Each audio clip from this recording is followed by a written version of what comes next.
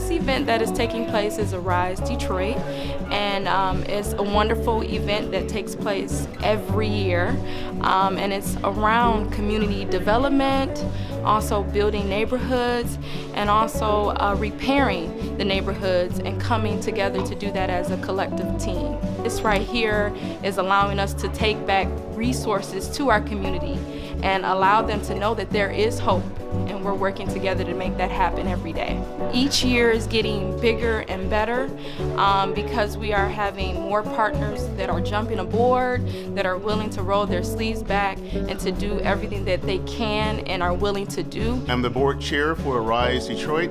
We are here at the downtown campus of Wayne County Community College District for the 9th Annual Neighborhoods Rising Summit, a very engaging opportunity for people from very diverse communities, neighborhoods, faith-based groups, organizations to come together speaking about strategies, about solutions, about approaches to strengthening our communities in ways that provide opportunities for young people, intergenerational groups, people who are living, working, playing, striving for change in Detroit to make a difference. And so we're very excited about the fact that we have so many here, that this continues a legacy that we've been engaged in for a number of years, and that they are taking from this, again, solutions. They're having the ability to learn how to build partnerships, relationships with groups that they may not have known about before. They may have known, but never known who to talk to. We are one city,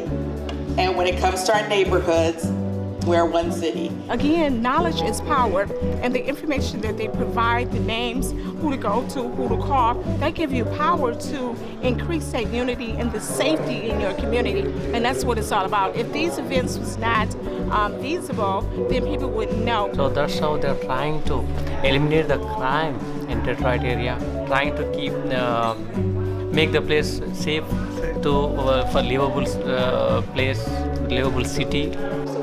Dr. George Swan for their leadership, the entire Arise Detroit board, and all of you who make up Arise Detroit for having me here today. So I'm here today trying to make sure I can find out what's going on in the city, and I also am an advocate for my community.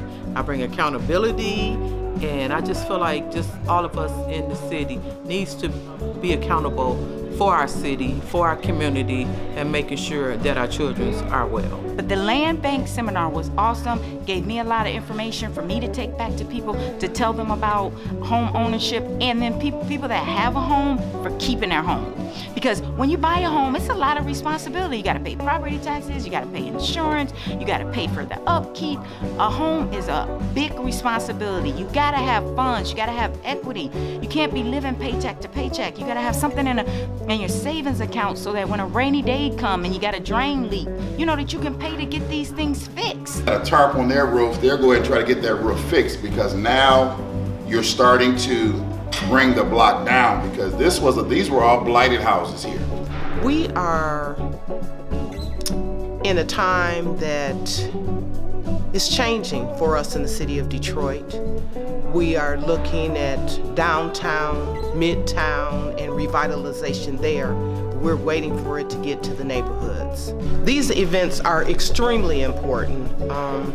We have to give kudos to Luther Keith, the Skillman Foundation, for providing us with a voice and a lens to see the neighborhoods, to see the disparities that are occurring, to see how oftentimes with revitalization the community is being left out. We have to provide opportunities so everybody can move forward, not just midtown and downtown. We want to see revitalization on Mack and Bewick. We want to see it on Linwood and Claremont. We want to see it on 12th and West Grand Boulevard. So revitalization has to have a holistic approach. This Neighborhood Rising Summit is very important to laying the foundation and the possibilities for that to occur.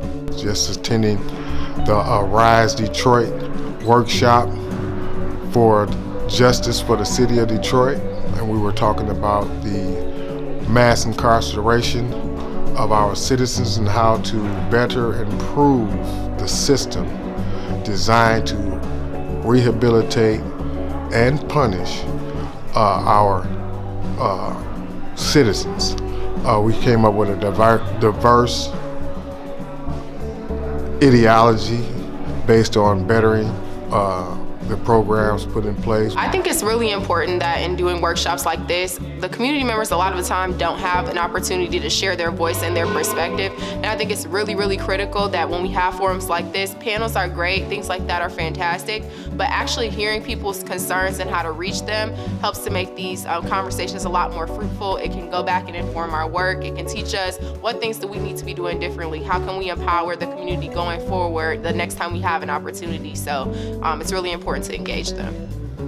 And we have an opportunity to hear their ideas and what they deem to be important. So I think it's important for us to have these opportunities where individuals get to come and express their ideas and their concerns, and so that we can strategize and dream together to create a better city. So I think one of the critical things about the Neighborhoods Rising Summit is just that neighborhoods are rising too. And I think so often the narrative with downtown Detroit's resurgence is that it's just downtown. It's not for people who have been from these communities. And I think workshops like this and events like this in general show that neighborhoods are rising too. People are working hard. People are doing the work every day to ensure that not just downtown, but all aspects of the city, all parts of the city are empowered and are growing. And so, this event just affirms that narrative.